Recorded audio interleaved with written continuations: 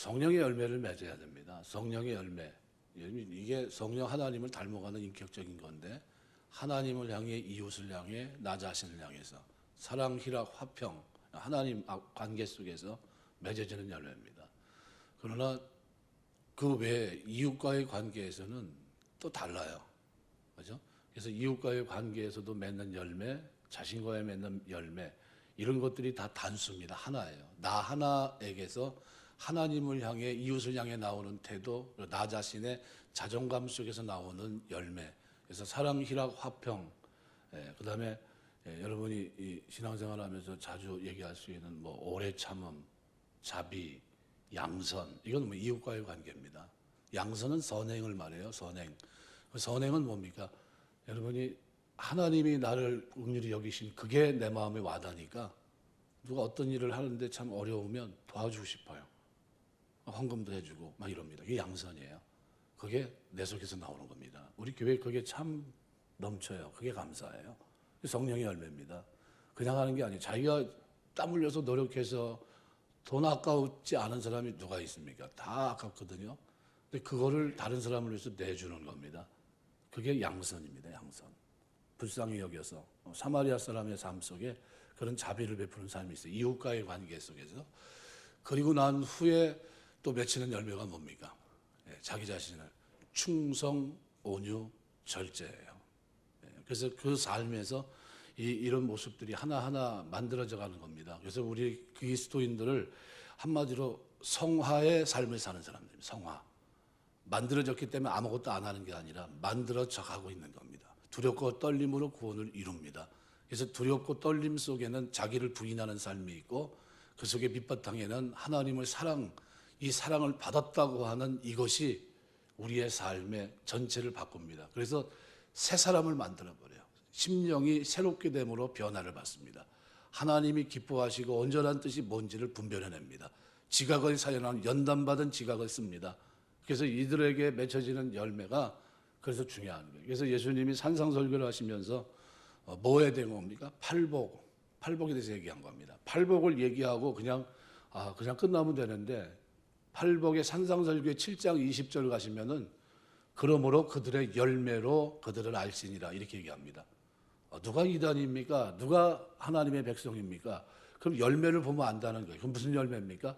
심령이 가난하고 애통하고 의에 줄이고 목마르고 그죠?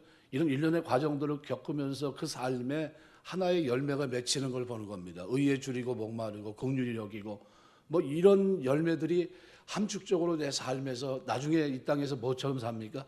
빛과 성과 같이 하늘의 상을 바라보며 사는 천국을 소망하는 사람으로 살아가게 합니다. 그 열매를 보면서 아는 거예요. 내가 주의 이름으로 귀신도 쫓아내고 병자도 고쳐내지 않았습니까? 근데 그 사람에게 열매가 없으면 주님 뭐라고 얘기합니까? 너와 나는 아무런 관계가 없다는 거예요. 전혀 너하고 나는 모른다. 너는 출발서부터 나와 관계가 없다는 거예요. 중요한 건 뭡니까? 내가 변해야 돼요. 내가 예수 믿고 성령으로 인해서 변해야 됩니다. 성령은 죽은 자 그리스도를 살리신 능력으로 우리를 변화시킬 줄 믿습니다. 성령의 열매를 맺게 하는 거예요. 그래서 열매를 보아 그들을 알지니라 이렇게 얘기한 거예요. 산상설교의 주제가 바로 열매를 보아 그들을 알지니라예요. 여러분 우리 신앙생활에서 하나님이 우리에게 나중에 볼 때 열매를 보시는 겁니다. 열매.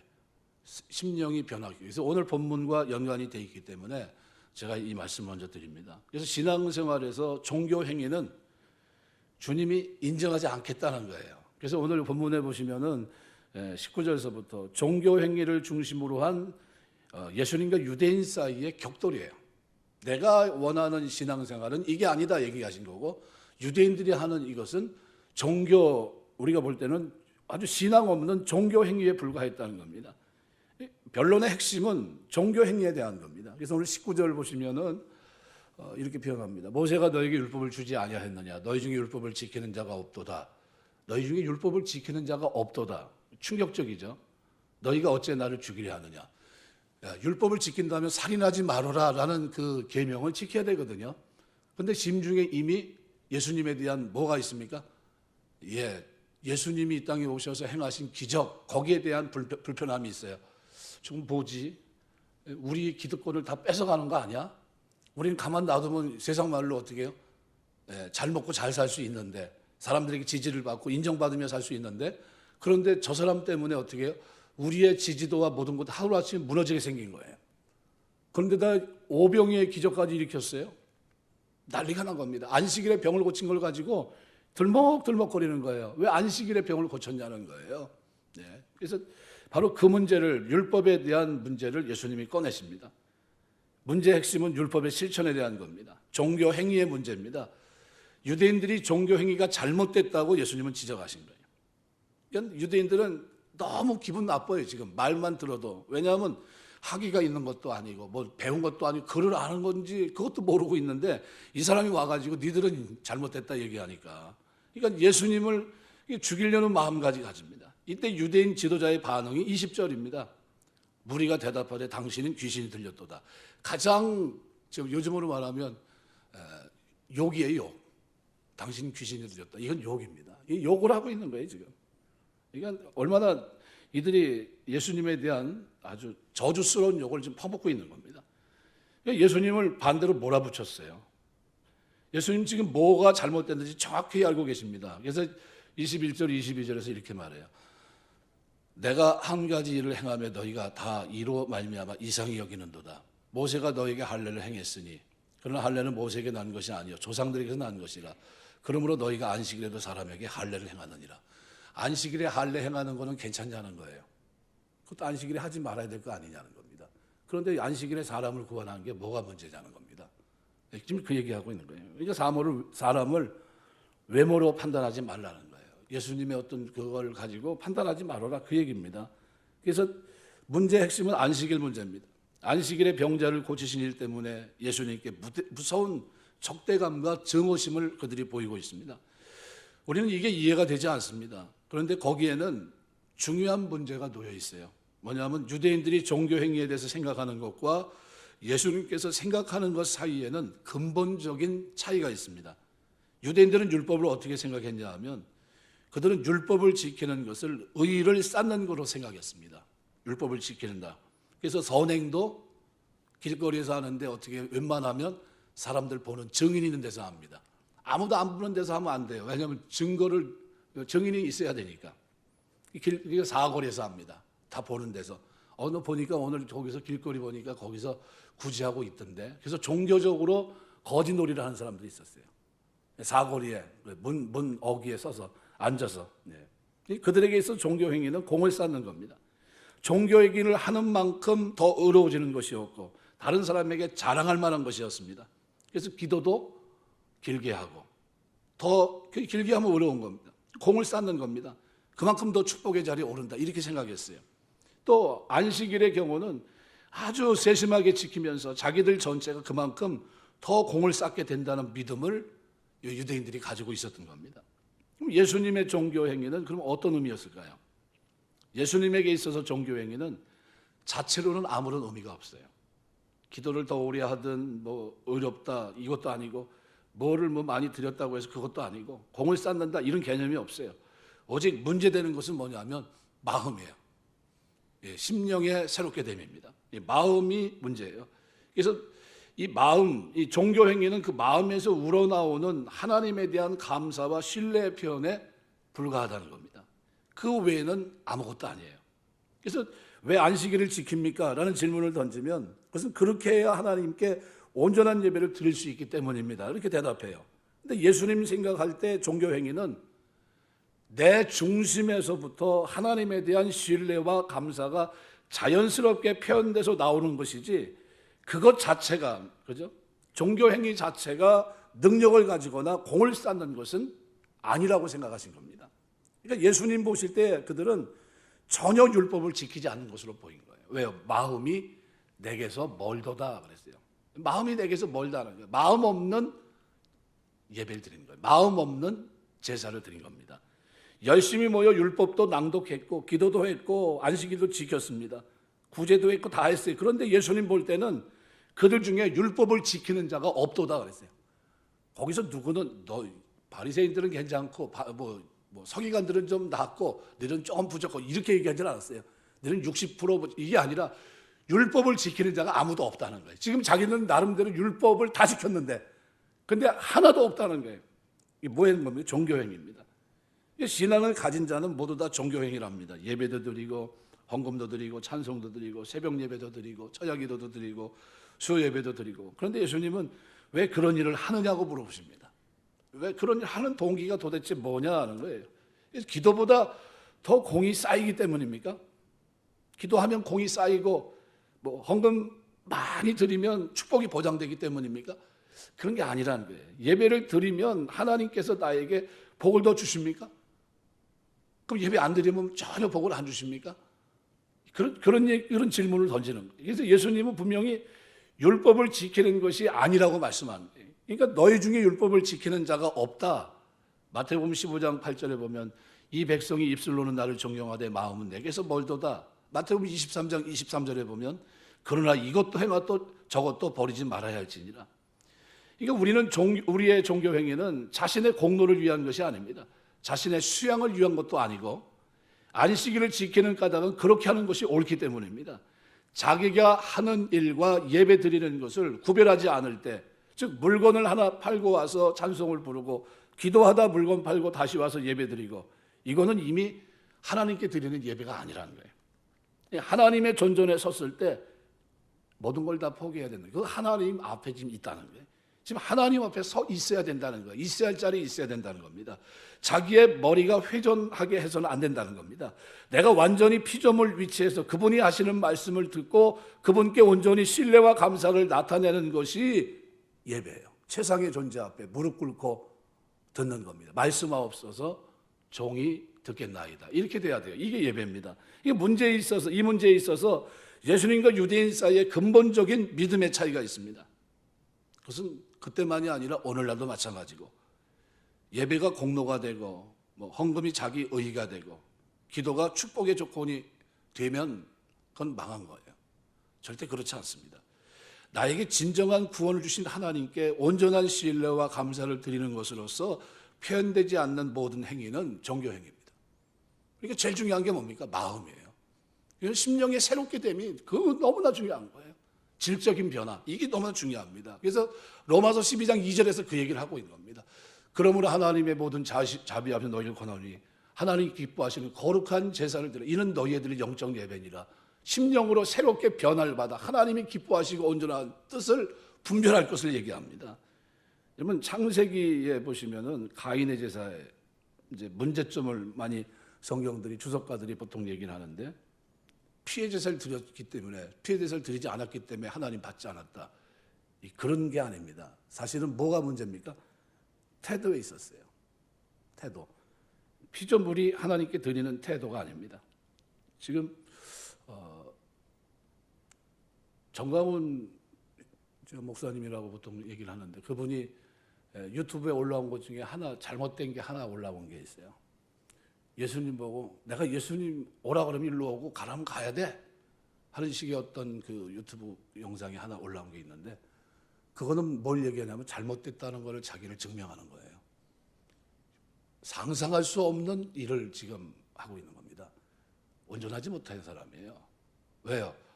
어떻게 예수님 앞에 예수님을 자기가 오라 하면 오고 가라면 가야 된다고 그 표현을 쓰고 있습니까? 그 종이 누구예요? 자기가 종이에요? 예수님이 종이에요? 그럼 예수님을 부리는 자기는 누구예요? 말이 안 되는 거예요. 그 사람을 목사님 어떻게 생각합니까? 질문하더라고. 어떻게 생각해요? 이단으로 생각하지. 그죠? 왜 그렇게 생각합니까?만 나 질문하면 왜요? 예수님을 종부로 하잖아요. 말로. 어떻게 그게 가능합니까? 만약 누가 그런 사람이 지금 나타나서 얘기한다면 저는 서슴없이 얘기합니다. 어떻게 감히 그런 얘기를 할 수 있죠? 못하는 얘기입니다. 그거는 할 수 없는 얘기고, 부흥사라고도 그렇게 하면 그거 끌어내립니다. 부흥회고 뭐고 다 집어치고 가라고 그럽니다. 어디서 그딴 소리 하냐고. 말이 안 되는 거예요. 이게 뭐가 문제냐면 마음이 결여되어 있는 제사를 하나님이 기뻐하지 않는다는 거예요. 받지 않는다는 겁니다. 구약의 예배를 왜 하나님 멸시하셨습니까? 마음이 결여된 예배예요. 중심이 없어요. 진심이 아니에요. 이게 그냥 복채를 갖다 던지는 것 같아요.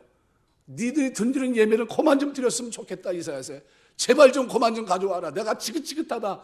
왜? 마음은 멀기니까. 마음은 없으니까. 이게 하나님 지금도 우리에게 똑같은 얘기합니다. 마음을 달라는 거예요. 내 마음. 이 마음을 기도하면 하나님 뭘 지켜줘요? 마음과 생각을, 어떤 구원받은 자의 마음과 생각을 지켜주시는 겁니다.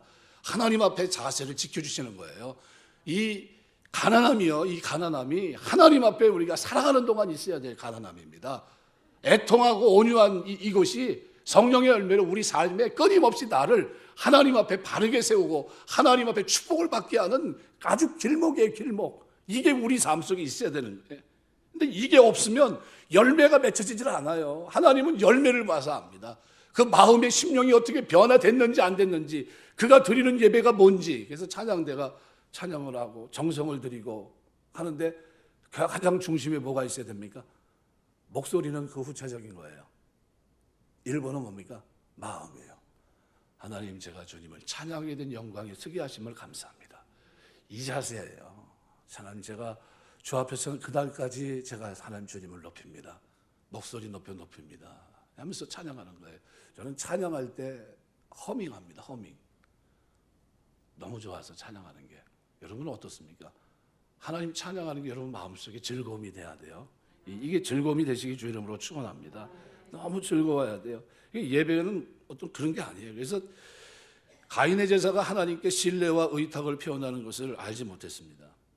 그는 하나님을 자기 수준으로 생각했던 겁니다. 인간의 수준. 제사를 드리면 그 자체에 무슨 공력이 있는 것을 생각했던 겁니다. 이건 마치 타락했을 때 엘리 제사장 때 뭐 들고 가는 거 똑같아요. 법궤를 메고 나가서 전쟁. 블레셋이 쳐들어왔다니까 어떻게 해요? 우리가 나가서 떨쳐 싸우자 그러면서 뭐 들고 나갔어요? 법궤 들고 나가. 법궤 들고 나가면 무조건 이기는 겁니까? 가가지고 다 죽었잖아요. 법궤 뺏기고. 하나님이 함께하지 않으니까. 왜 함께하지 않았습니까?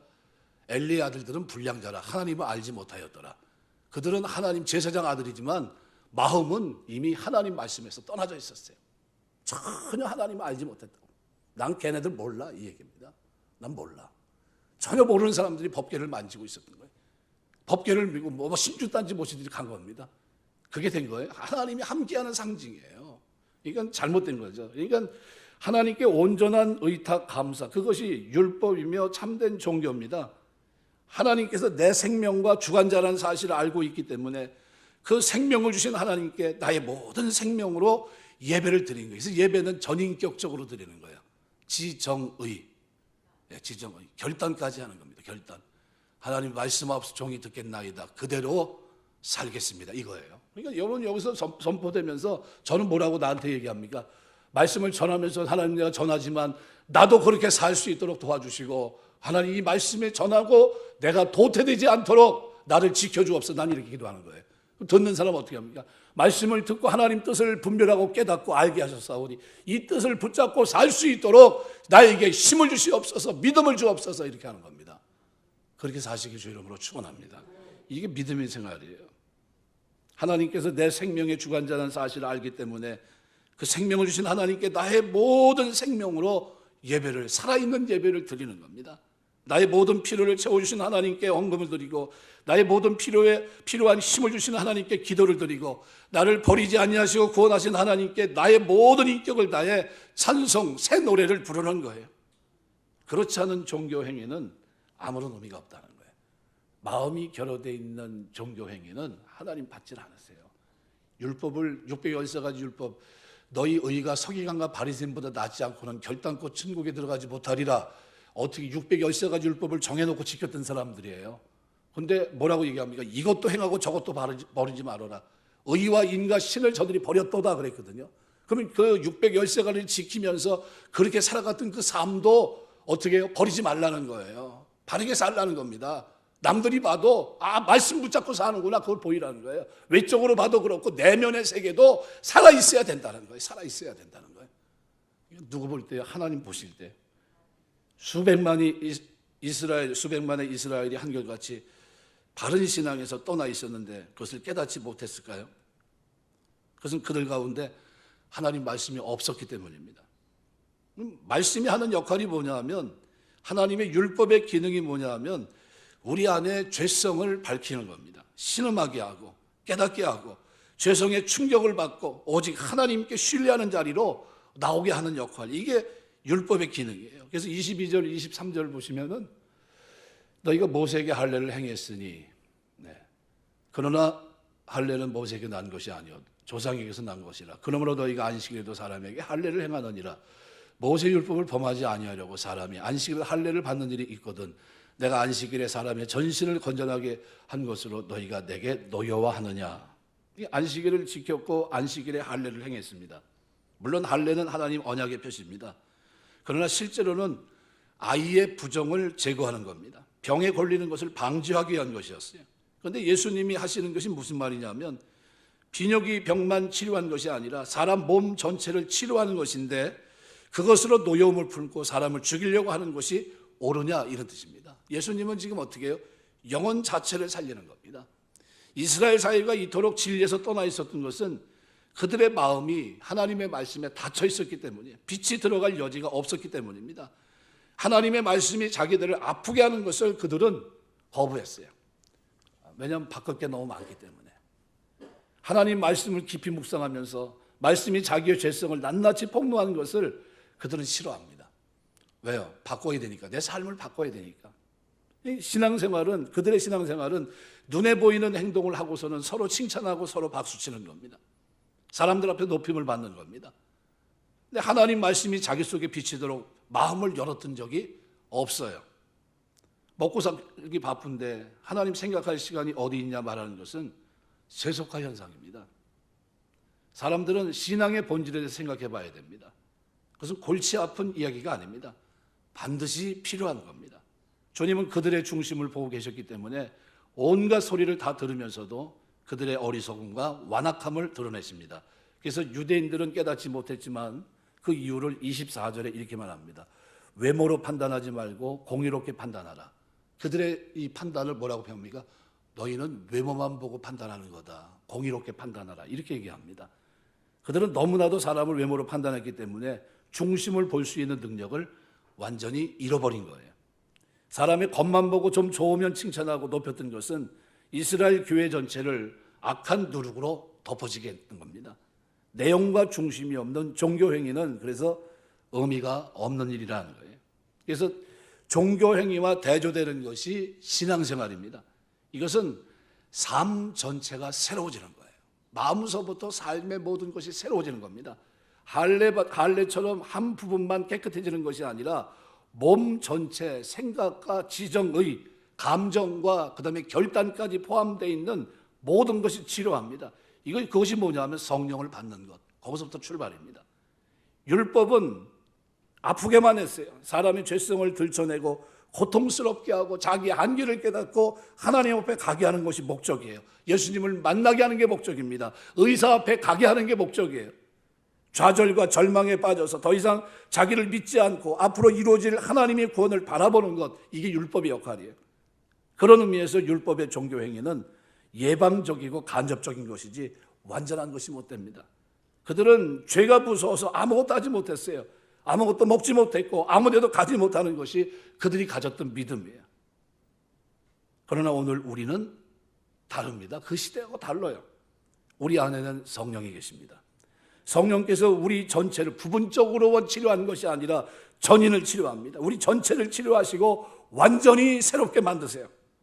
이전 것은 지나갔으니 보라 새 것이 되었다. 성령 안에서 새로운 피조물로 성화의 삶을 살면서 하나님의 성품을 담고 성령의 열매를 맺는 사람으로 우리를 바꿔놓으신 거예요.